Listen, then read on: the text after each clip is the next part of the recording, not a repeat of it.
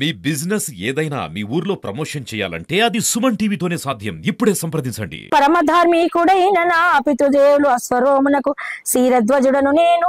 శీరము అనగా నాగలిని మనం చెప్పుకున్నాము. నాగలిని ధరించిన వాడు మనకు భాగవత భారతాల్లో బలరాముడు నాగలి ధరిస్తాడు.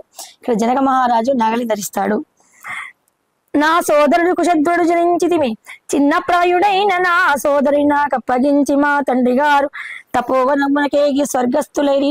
అప్పుడు ఏంటంటే ఆశ్రమాలు గురస్థాశ్రమం తర్వాత సన్యాసాశ్రమాన్ని స్వీకరించి వాళ్ళ శేష జీవితాన్ని 65-70 సంవత్సరాలు కాగానే పిల్లలకు కుటుంబ వ్యవస్థలు కూడా రాజులే కానక్కర్లేదు, అన్ని భవబంధాలు తెంచుకొని ఆధ్యాత్మిక చింతనలో ఇంట్లో ఉన్న కొద్దీ ఏవో ఒకటి సంసారిక బాధలు వేధిస్తాయి, దైవానికి దూరం అయిపోతామనే భావనతోని వెనుకటి రాజులు, బ్రాహ్మణులు, ఋషులు, పెద్ద పెద్ద బ్రాహ్మణ కుటుంబాలు చక్కగా అరణ్యాలకు వెళ్ళి తపమాచరించుకొని కేవలము దైవభక్తితోనే జీవించే వాళ్ళట ఆనాటి కాలంలో.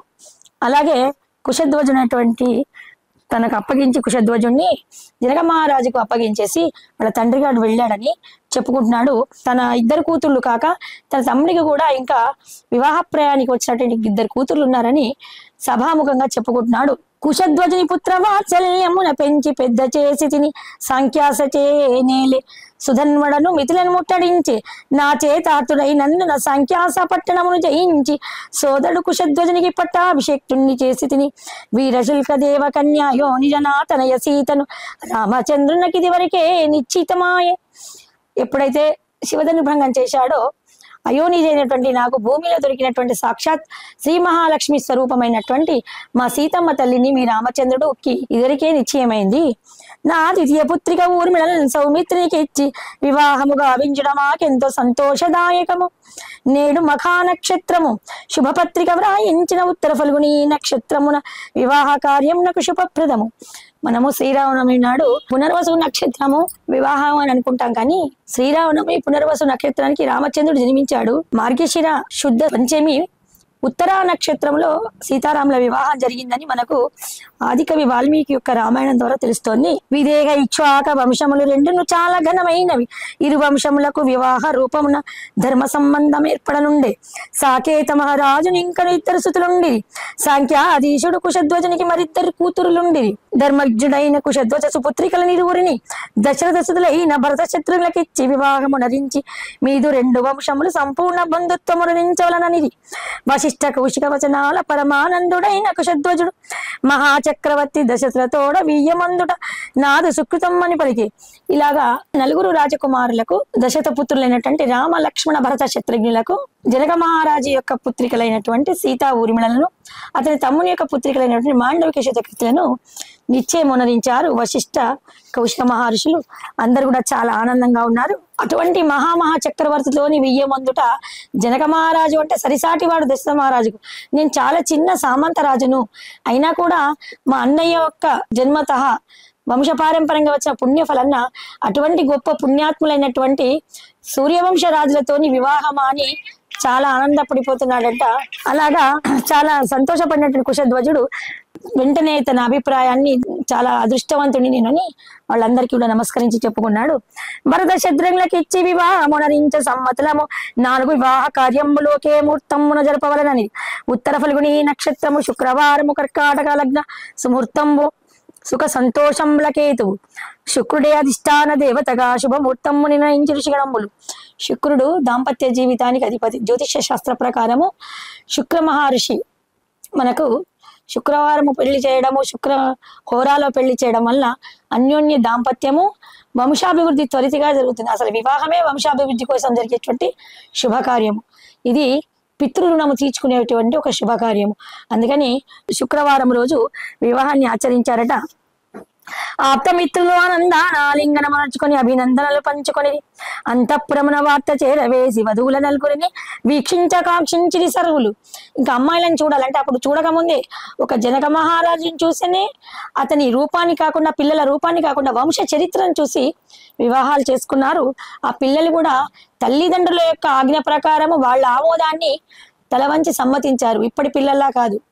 అలాగా తండ్రి గారు ఎవరి వధువును చూస్తే వాళ్ళని, తండ్రి గారు ఎవరు వరుణ్ణి చూస్తే వాళ్ళని మనము గతంలో కూడా చవన మహర్షి యొక్క కథలో ఈ విషయాన్ని మనం చెప్పుకున్నాము. రామ లక్ష్మణులకు నిర్ణయించిన రాచ కన్యకలగని చిన్నబోయిన కైక మాండవిక శుత కీర్తులను చూసి మురిసిపోయే మనమంతా కైక మనోవాంఛ దైవమే తీర్చినట్ల శుభవార్తంది అంతఃపురమునకు ఆనందాలు వెళ్లి విరియగా మరి మరి సంతసించి అయోధ్య రాణులు మూవురును సర్ణ సింహాసనాల మీద రామ లక్ష్మణ భరత శత్రుఘ్నులను ఆసీనుల గావించి ఎదురుంగ వేసిరి చతురాసరత్నాసనాలు వధువులకై సాలంకృతులైన రాకుమార్తెల నలుగురు మందగమనాల సాగినాగ చిరునగవుల తిలకించిన దశత పరివారం వరుల నలుగురికి ఎదురుగా వధువులను ఆసీనుల గావించి విప్రుల చేత వివాహ పత్రిక రాయించే విదేహరాజు. మనకు కొన్ని సందర్భాల్లో వివాహ పత్రిక రాసేటప్పుడు వధువు ఉండదు, కానీ ఇక్కడ ఆనాటి ఆచారం ప్రకారము మన రామచంద్రుడికి సీతామహాదేవి ఎలాగా నిర్ణయం అయిపోయిందో అలాగే ఈ ముగ్గురు కన్యలకు కూడా వివాహము నిశ్చయమైంది. కాబట్టి రెండు కుటుంబాలు చాలా దగ్గరగా అన్యోన్యత స్నేహభావంగా ఉన్నాయని చక్కగా నలుగురి ఎదురుగా వరులకు ఎదురుగా వధువులను ఆశీనులు గావించి శుభముత్తమున ఆ శుభపత్రిక రాస్తున్నారట. ఇటు చంద్రవంశ మహారాజు అయినటువంటి జనక మహారాజు యొక్క కులగురువు శతానంద మహర్షి, అటు సూర్యవంశ రాజులైనటువంటి దశరథ మహారాజు యొక్క కులగురు వశిష్ఠ మహర్షి ఇద్దరు కూడా మంచి బంగారు స్వర్ణలేఖినీలు అంటారు పట్టుకొని ఆ ఇంకులో ముంచుకుంటూ ఘటంతో రాస్తున్నాడు. దైవ కృపచే వర ప్రసాదితమైన సీతను శ్రీరామచంద్రునకు గర్భవాసమున జనించిన ఊర్మిళ లక్ష్మణునకును కుశధ్వజ తనయులైన మాండవిక శుత కీర్తులను కైకేయ సుమిత్ర నందనులైన భరత శత్రుఘ్నులకిచ్చి పరిణయము గావింప శుభ పత్రికలు వ్రాయించి సకల దేశాధినేతలకు సత్వరాహ్వానములు పంపే జనక మహారాజు సకలాదిష్టాన సంతుష్ట భోజనాదికి తోడ సాకేత వాసులందరికీ ఆతిథ్యము ధరించి జనక మహారాజు. ఇక్కడ ఏంటంటే శుభముహూర్తం ఒక వారంలోనే ఉంది, అనుకోకుండా నిశ్చయమైనటువంటి వివాహం కాబట్టి ఇంకో సంవత్సరం, ఇప్పుడు వరపూజ అయ్యాక ఇంకొక 6 నెలలు సంవత్సరం అని లేదు, తర్వాత వచ్చేవి మూడాలు అన్నట్టుగా మనకి ఎంత త్వరితగతిన అయితే అంత మంచిది. చాలా దూర ప్రదేశాలు కదా, ఎలాగూ వియ్యాల వారు వచ్చి రెడీగా ఉన్నారు కాబట్టి అందరికి వెంటనే పావురాల కాళ్ళకి శుభపత్రికలు కట్టించి ఉన్నపాళంగా రమ్మని రాజాదిరాజు నేతలందరికీ కూడా సామంతులందరికీ కూడా పంపించారంట మన జనక మహారాజు. ప్రణతులు అర్పించి ప్రణయ విధులు ఆరంభించి విధులాపతి హల్య గౌతమ పుణ్య దంపతుల సుతుడు శతానందుడే రాజపురోహితుడుగా వధువుల అడుగుల కొలతల వివాహ వేదికలు వింపజేసి సుమతోడములతో అలంకరించింది. ఇప్పుడు ఈ కాలంలో అంటే మనం వివాహము యజ్ఞక్రతువులన్నీ స్వగృహాల్లో చేసుకోవాలి. అప్పుడు వెనకట ఇళ్ళన్నీ చతుశాల భవంతులు కాబట్టి అవన్నీ కూడా చాలా చక్కగా 4 పక్కల వాస్తు నిమిత్తమైనటువంటి మంచి గృహరాజాలు, అటువంటి ఎటు దోషరహితమైనటువంటి ఆ గృహాల్లో వివాహాది హోమాలు పుణ్యకార్యాలు చేసేవాళ్ళు. ఇప్పుడు అన్ని కూడా ఎక్కడికి పోతున్నాయి, సంపద అంతా కూడా కమ్యూనిటీ హాళ్లకు వివాహ వేదికలకు పెద్ద పెద్ద రెస్టారెంట్లకు వివాహాలు పోతున్నాయి. ఇంకా ఇప్పుడైతే ఎక్కడెక్కడో ఊరు బయట ఉన్నటువంటి గెస్ట్ హౌస్లకు వెళ్ళిపోతున్నాయి. వివాహం అనేది ఒక అమ్మాయి తన స్వగృహంలోనే పుణ్యకార్యము చెయ్యాలి. అన్నిట్లలో గొప్ప దానం కన్యాదానం. అటువంటిది అప్పుడు ఎట్లా చేస్తారంటే వధువుల యొక్క అడుగులు చాలా సున్నితంగా చిన్నగా ఉంటాయి, వరుని యొక్క అడుగులు పెద్దగా ఉంటాయి. అందుకనే వరుని అడుగు కొలతలు, అమ్మాయి యొక్క మోచేయి కొలతతోని దర్భను తీసి దానికి పసుపు రాసి బొట్టు పెట్టి అమ్మాయి యొక్క మోచేతి కొలతతోని 7 మూరలు, అలాగే 7 మూరల గద్దెను అలికి ఇటుకతో కట్టేసి మట్టి ఇటుకతోని పుట్టమన్ను పాములు పశువులు చుప్పి శ్రేష్టమైన వరాహము కుమ్మినటువంటి ఆ పుట్టమన్నుతోని కట్టి దాని గోమయంతో అలికి చిక్కసం అనేటువంటిది మనకు హోమద్రవ్యాల్లో ఇస్తుంటాము. వివాహ కౌతిక మంగళ కార్యక్రమాల్లో వాడుతూ ఉంటాము. పసుపు కొమ్ములు బియ్యం వేసి పట్టించిన పసుపు రంగు, లేత పసుపు రంగు బియ్యం పిండితోని చక్కటి ముగ్గులు వేసి అది మంగళప్రదమైన సూచన అన్నట్టు అలాగా వివాహ వేదిక నిర్మింపజేశారట రాజపురోహితుడు. ఇక్కడ కౌతిక మంగళాచరణం అంటే స్నాతక వ్రతాన్ని దశరథ మహారాజు తన 4 కుమారులతో కూడా చేయిస్తున్నాడు.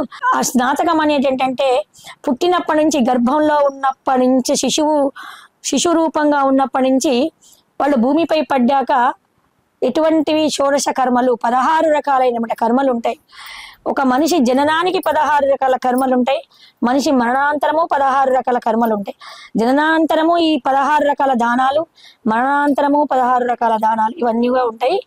ఇప్పుడు వివాహానికి అంటే ఒక గృహస్థ అవుతున్నాడు, అంతసేపు బాలుడే.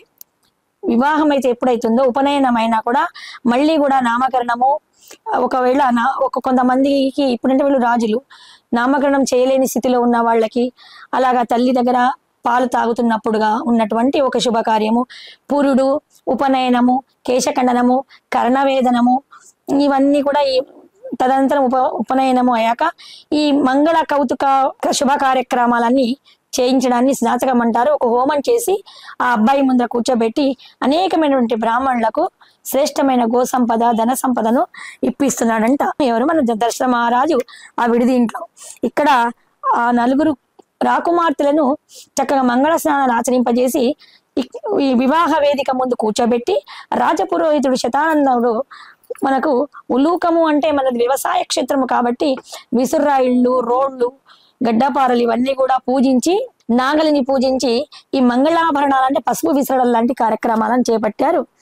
ఇక్కడ రామ విజయగాథలు చెప్తారు. రామ లక్ష్మణ భరత శత్రుఘ్న ఒక్కొక్కరిచే 100 సహస్ర గోవుల సంతతితో బ్రాహ్మణులకు దానం ఇప్పించి అనేక గోదానముల సమారంభము వేళ ఏతించే కైకసుతుడు యుధాజిత్తు అన్యోన్య కుశల ప్రహేళికానంతరము విషయములు తెలుసుకొని రామ విజయగాథలు విని చాలా సంతసించే యుధాజిత్తు అంటే కేకేయ మహారాజు యొక్క కుమారుడు. కైకేయకు ఒకే ఒక తమ్ముడు. వీళ్ళ ముగ్గురికి సుమిత్రకు గాని కౌశల్యకు గాని అన్నదమ్ములు లేరు. వీళ్ళందరికీ కలిపి ఒకటే మేనమామ, భరతుని యొక్క మేనమామని వీళ్ళ మేనమామ. వీళ్ళ తల్లులు వేరే, వాళ్ళ మామ వేరే అని వాళ్ళకు ఎటువంటి భావన లేదు. అందరికీ కలిపి అందరు ఇంకా రామచంద్రుడు చాలా చక్కగా ఒక స్నేహితుడిలాగా. మేనమామ అంటే ఏంటి? మేనమామ తల్లికి చిన్ననాటి బాల్య స్నేహితుడు. ఇక్కడ మనకేం చెప్తుంది రామాయణ? మేనమామని గౌరవించండి, దానివల్ల ఉద్యోగాలు, సంపదలు అభివృద్ధి పొందుతాయని మనకు రామాయణం చెప్తుంది. రామచంద్రుడు ఎదురేగి గట్టిగా ఆలింగనం చేసుకున్నాడంట. మేనమామ తన తల్లికి బాల్య స్నేహితుడు, యవ్వనంలో తనకు స్నేహితుడు అవుతాడు. తన కష్ట సుఖాలన్నీ కూడా ఒక స్నేహితుడిగా మేనమామకు చెప్పుకునేవాడట రామచంద్రుడు. ఈయనకు సొంత మేనమామ కాకుండా కేకయ్య మహారాజు యొక్క సుడుడు అంటే యుధాజిత్తు రాగానే చాలా సంతోషంగా రాముని యొక్క విజయగాథలు విని బేష్రా బాబా అని బాగా మెచ్చుకున్నాడంట.